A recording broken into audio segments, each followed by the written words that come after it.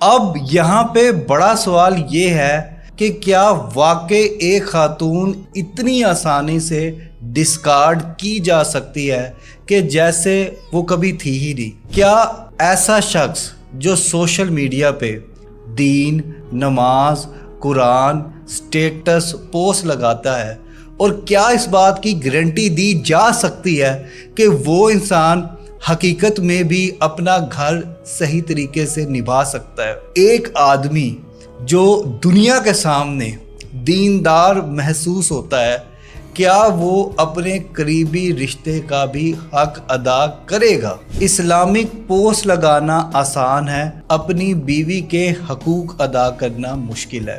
دیکھیں، دین صرف پوسٹ کا نام نہیں ہے، دین صرف کوٹیشن کا نام نہیں ہے، دین اس چیز کا بھی نام نہیں ہے کہ لوگ آپ کو اچھا سمجھے۔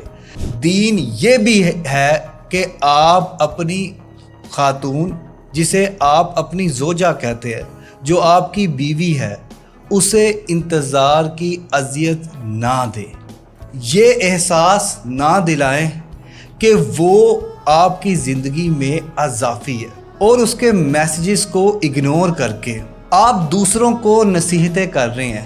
یہ پرہیزگاری نہیں ہے، یہ تقوی نہیں ہے، یہ کچھ بھی ہو سکتا ہے، لیکن یہ اچھے شوہر کی علامات نہیں ہے۔